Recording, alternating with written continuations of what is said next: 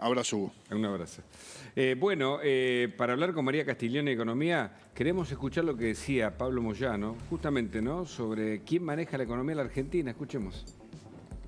Esta ley de reforma laboral la escribió Paolo Roca y la escribió Mercado Libre, por eso no podemos permitir que los diputados y diputadas sigan en el Hotel Savoy, sigan trabajando de madrugada para perjudicar a los trabajadores.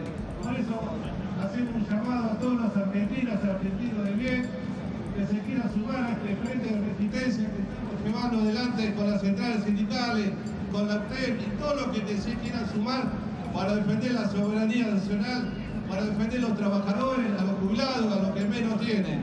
Por más protocolos, por más multas, nadie va a detener, nadie nos va a detener, porque la patria no se vende, la patria se defiende, compañero. Gracias, compañero. Para que escuches, María, y que nos des tu primera opinión sobre estos dichos. Bueno, la realidad es que todo lo que está tanto en el DNU como en la ley Ómnibus respecto a la reforma laboral, la verdad que es una reforma bastante acotada.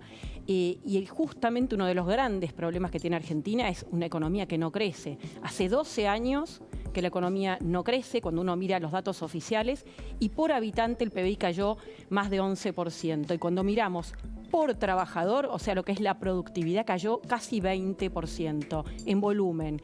No se puede repartir lo que no se genera. Claro. Y cuando uno abre esta productividad, lo que vemos es que el sector privado registrado formal, que es el que representan los sindicatos, o sea, los trabajadores que están en el sector formal, solamente creció en 12 años 5% la cantidad de trabajadores. No aumenta el empleo. ¿Qué quiere decir esto? Que en realidad no reformar las leyes laborales lo que hace es que cada vez haya menos posibilidad de trabajo. Nadie quiere contratar trabajadores, mucho peor las pymes, digamos, y las pequeños, que es la mayoría de las empresas, y no pueden crecer. Hay un castigo al crecimiento y es todo lo contrario. Si queremos que mejoren los salarios, que creo que es lo que se está discutiendo y todos queremos, y hay una caída brutal, lo que hay que hacer es generar mayor producción. Una pata tiene que ver con las reformas laborales, otra pata enorme tiene que ver la pata impositiva, es decir, claro, la carga tributaria formal, que es altísima, que también está metida en estas leyes, tanto en el DNU como en la ley, y seguramente van a haber muchas más reformas que tengan que avanzar. Y por otro lado, desregular la economía, justamente sacar trabas, sacar controles, que también son costos para las empresas. Todo aquel que tiene una empresa, no pensemos en Roca o en Mercado Libre, que igual es enormemente meritorio, empezó en un garage, emplea un montón de gente. Es como que hay un prejuicio. Bueno, no, y nos salvó a casi todos en la pandemia, es decir, la mayoría podíamos adquirir bienes, servicios, todo gracias a Mercado Libre, digamos. Cantidad de emprendedores que cerraron el comercio. A los exitosos los matamos, ¿viste? Son como... Es todo lo contrario, hay que favorecer el éxito, claro, digamos. Claro. El éxito bien habido, ¿no? Bien habido, claro, cumpliendo las normas. Y tienen que ser normas que se puedan cumplir. Entonces yo diría, hablan de un montón de derechos que se están... Y no hay ningún derecho avasallado en las reformas que están acá. Sigue habiendo indemnización, sigue habiendo periodo de prueba. Lo que se están es adaptando normas, y faltan muchísimas más, para adaptarlas a la realidad y al que tiene que tomar decisiones todos los días de su vida para crecer. Hoy la gente no quiere crecer porque eso implica tener que contratar más gente, es comprarse un problema, el riesgo de quebrar. Y la verdad que el que emprende está arriesgando y no hay manera de repartir lo que no se genera. ¿Y cómo se genera? Trabajando. No queda otra opción. Pero no es solo trabajando, es trabajando en aquello que da valor agregado, no que resta valor agregado. Y obviamente ahí también está todo el tema de las regulaciones, es decir, favorecer sectores que lo que hacen es restar, con esa idea de que el Estado mueve la economía, pero se están favoreciendo sectores o gastando genera empleo público. Kioscos, ¿no? De amigos. No solo kioscos, y gente que no produce nada, que en realidad podría producir. Cuando vos tenés, por ejemplo, estás con los grupos sociales a los que les dan cooperativas, cuando uno empieza a analizar esas cooperativas, muchas no producen absolutamente nada. O sea, están teniendo un ingreso, justificando un ingreso que en realidad muchas veces está, digamos, hoy está en la justicia, le llega un porcentaje chico de ese gasto. ¿Hay usinas de facturas truchas? Bueno, además, eso ya es corrupción. Esto es corrupción, ¿no? Pero aquello que no es corrupción... A través de cooperativas, muchas veces claro, a través de institutos o universidades. Bueno, se están desviando. En fin, cerramos el capítulo, pero también está presente. Eso yo diría es un tema mucho más grave todavía, que ya es la corrupción. Pero aquello que tampoco es corrupción, no es solamente no ser corrupto, es tomar decisiones decisiones que ayuden a que la economía pueda crecer. Y cuando vos también, por ejemplo, congelás tarifas, das subsidios a determinados sectores, estás dando un mensaje, porque los precios son un mensaje. Si yo creo que la energía es gratis, bueno, no me fijo cuánta energía produce y si a un precio lógico de energía mi negocio cierra o es rentable. Entonces yo invierto y claro, después cuando yo invertí, no quiero que de repente se sinceren precios. Entonces todas estas distorsiones que hay en la economía, a la larga, en el corto plazo al principio funcionaron tal vez para estirar una situación. Pero ya en los últimos años se está mostrando que no funciona ni siquiera para eso. Claro. Y cuando uno mira los indicadores de PBI de los últimos 4 años, y te diría, salió ayer el EMAE, estimador mensual de actividad económica, el PBI cayó 1,4% mensual desestacionalizado en noviembre, gestión de masa, con el plan platita, con el congelamiento de tarifas, con el dólar congelado, ni siquiera eso estaba alcanzando para que la economía se sostenga. María, ¿y cuándo podría venir esa reactivación en el mundo laboral? Vos decías que se dio solamente, en 12 años creció solamente 5% el nivel de trabajadores formales. En tiempos, ¿viste? Somos un poco ansiosos, siempre preguntamos por tiempo, pero viendo todas estas reformas y que vos decís que son propositivas o que podrían generar algunas modificaciones, ¿cuándo podría llegar esa reactivación dentro de lo que es el mundo laboral? Yo decía, es difícil, primero vos tenés varias cuestiones. Cambiar las normas laborales y hay sectores que hoy sí están esperando, ¿no?, para contratar. Lo que pasa es que vos tenés que mirar, te diría que es más micro que macro. Hay sectores que pueden reaccionar más rápido, que de repente están en turismo, en inversiones del sector agroindustrial, en la minería, ¿no? Todos estos sectores podrían contratar más gente, aquellos que trabajan ligados a estos rubros que hoy tienen mucho potencial. Y hay otros sectores que les va a costar mucho más. Vos necesitas además estabilizar la macroeconomía, que es un proceso que no es tan rápido, corregir estos precios relativos que están todos desordenados, y obviamente un sector que sí va a ayudar cuando uno mire más adelante va a ser el agro, que después de un 2023 muy complicado con la sequía, está empezando a andar con una buena cosecha. Pero obviamente son muchas cosas a la vez. La verdad es que se heredó una situación muy complicada y una situación que cuando uno mira los fundamentals estaban dados para que pudiera haber una hiperinflación. No es un tema menor. ¿Eso ya quedó atrás? No es que quedó atrás. Lo que pasa es que la hiperinflación se genera no solo por cuestiones de exceso de pesos en la economía respecto de lo que la gente quiere, sino que un día la gente huye por completo del peso. Hoy no aparece el escenario, pero obviamente hace falta que los tipos de cambio financieros no se disparen, que la brecha no aumente, digamos, claro, se pueda ordenar, que haya una estabilización en lo que es la inflación de a poco. Obviamente, al principio va a seguir habiendo mucha inflación. Nosotros estamos viendo que desde la última semana de diciembre la inflación semana a semana está desacelerándose bastante, pero tenés otros precios como prepagas, ahora va a venir el transporte o el combustible. Sí, muchas tarifas que aumentan, ¿no?, que están aumentando, pero sacando eso estamos empezando a ver esa desaceleración que es importante sostenerla en el tiempo, ¿no? ¿El camino del gobierno es el correcto entonces? Yo diría en grandes líneas sí, después uno podrá discutir detalles, y también otra pata que es lejana para el ciudadano común, pero que es ordenar el balance del Banco Central, que es un tema muy importante a la hora de pensar en el valor de la moneda y por otro lado en el tipo de cambio, y poder salir de este cepo cambiar, es decir, las trabas al acceso a los dólares, porque la verdad es que para que haya inversiones también las empresas necesitan que no haya una brecha, porque eso obviamente desincentiva entrar al dólar oficial, y que se pueda el día de mañana disponer de las ganancias de las utilidades, y esto viene, digamos, de 4 años de un cepo muy, muy fuerte. Tenemos obviamente el enorme problema que no se resolvió todavía de la deuda con importadores, que tuvo un incremento de más de 25.000 millones de dólares en el último año y medio del stock normal. Claro. Y esto obviamente hace que muchas empresas estén trabadas también por este motivo, ¿no?, que no puedan importar Ahora, insumos. cuando vos escuchás a Pablo Moyano hablar de Mercado Libre o Pablo Roca, en términos económicos, ¿qué dicen los mercados sobre esto? Yo creo que hoy no tiene tanta relevancia, digamos, porque acá hace 2 meses y 3 días fueron las elecciones en este balotaje, donde claramente Moyano y el sindicalismo tomó partido, no es que representa a los trabajadores, sino que tomó un partido específico.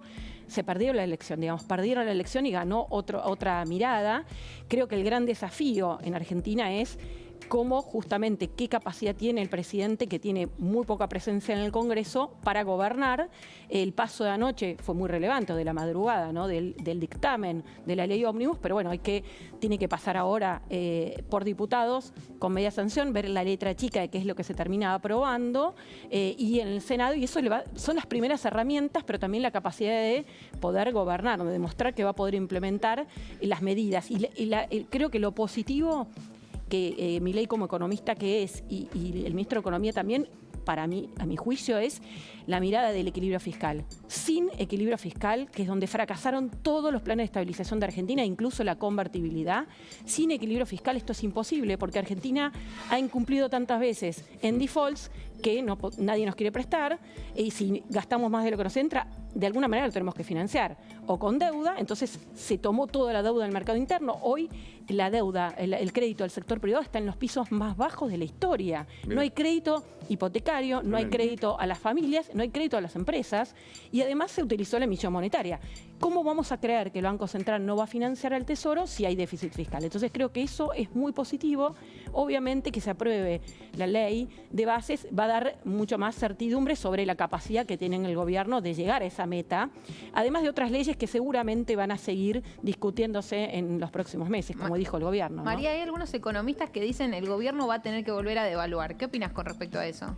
Mira, es una discusión que hay hoy. Obviamente, el salto del tipo de cambio oficial al principio, que fue más alto que el que por ahí se discutía previamente, sí, claro, permitió, digamos, ganar tiempo en el sentido de pensar que el tipo de cambio estaba más... y pico y fue 8, claro, 8, ¿no? Claro, no, sí, algunos decían 650 pesos, etcétera. Lo que pasa es que hay muchas miradas sobre cuál es el nivel óptimo de tipo de cambio. La realidad es que el Banco Central tenía reservas negativas y una cantidad enorme de pesos retenidos y dando vueltas. Entonces, es infinito. Si uno soltara el cepo, y bueno, si la gente saliera a cambiar esos pesos por dólares, no sabes cuál es el tipo de cambio al que podrías ir, ¿no? Okay. Pero digo, desde el punto de vista de la competitividad, tenés una pata que es el tipo de cambio nominal y la otra que son los precios. Entonces, va a depender mucho de qué pase con la inflación. En la medida que la inflación se pueda desinflar más rápido de lo esperado, eso va a darle aire al gobierno para poder mantener este esquema cambiario, con algún cambio probablemente. Si la inflación baja muy poco, la expectativa de que va a haber que ajustar el tipo de cambio nominal va a ser cada vez mayor, y eso es lo que está discutiéndose hoy, ¿no? Sobre todo hasta llegar a abril, que sale la cosecha gruesa, donde es un momento donde hay mucha más oferta. Eso le va a dar un poco de alivio al gobierno, ¿no? Sí, le da alivio, pero si el tipo de cambio está atrasado y hay una expectativa de que el aumento lo va a corregir, desincentiva la exportación, claro, digamos, algo que ya vivimos en estos 4 años. Hay un mes para que aferrarnos o para mirar con atención, que es abril. Sí, yo diría antes se van a tener que tomar las decisiones si devaluar o no, antes de abril. Porque era como en su momento, bueno, no, nada que ver, pero comparo, vos decías, esto ya nos pasó, por ejemplo, cuando se esperaba que para el sector haya un cambio competitivo, que eran esas devaluaciones por sector que se hacían en su momento. Sí, y algo muy relevante, devaluar sin un plan, como pasó con el momento de las PASO, claro, no dura nada, digamos. Vos tenés que corregir el tipo de cambio y el objetivo de eso es que después no se te vaya inflación. Por eso es muy importante lograr generar confianza y que la gente crea que la inflación va a bajar. Eso te iba a preguntar, porque muchos hablan del plan. ¿El plan es la ley o con la ley, sobre todo, se establece el plan económico, o el plan ya está lanzado a través del DNU y de la ley?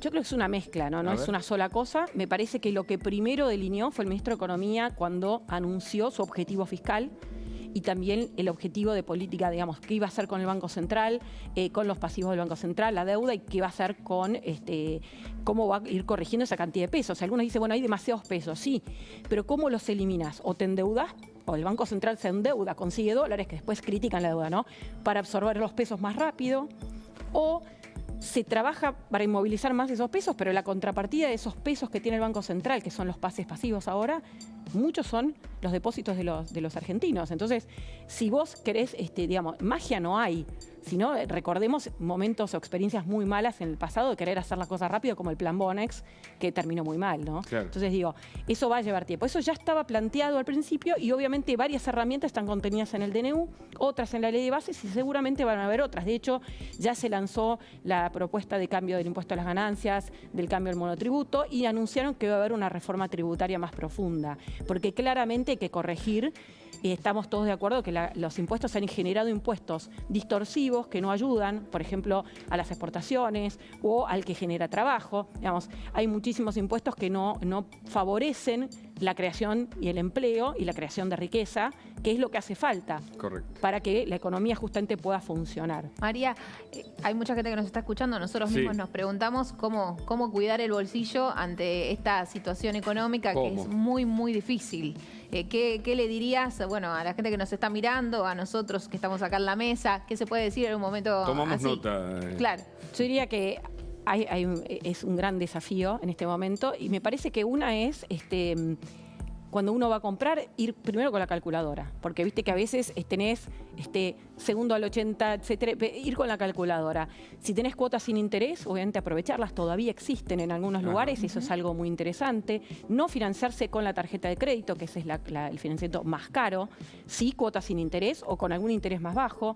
Digamos, ir aprovechando y empezar a ver precios, porque cuando uno mira, y nosotros estamos en el relevamiento que hacemos de diario de precios, han habido algunos productos que subieron en diciembre más, digamos, excesivamente, y que como la gente no los compró, bajaron. No son muchos los casos, pero está viendo. Claro, pasó con la carne, es un comportamiento, pero también pasó con algunos productos lácteos o con algunos electrodomésticos que, digamos, los precios eran tan excesivos que bajaron. Entonces, me parece que hay que mirar, que hay que recorrer. Hay mucha dispersión de precios y eso es algo normal cuando hay mucha inflación. Entonces, caminar un poco y a veces en una manzana a la redonda te encontrás con una dispersión tan grande de precios. Bueno, aprovecharlo. Lleva tiempo y obviamente aprovechar los tiempitos. Si uno tiene algún margen en la cuenta, en la caja de ahorro, decir, bueno, lo pongo en un fondo que no es riesgoso, hasta puede ser del propio banco o mismo mercado, digamos, no quiero hacer propaganda, digo, hay muchas herramientas. Billeteras virtuales, y decir, bueno, y pago con la tarjeta de crédito, entonces todo ese tiempo, esa plata la tengo en otro lado. No gasto lo que no tengo, porque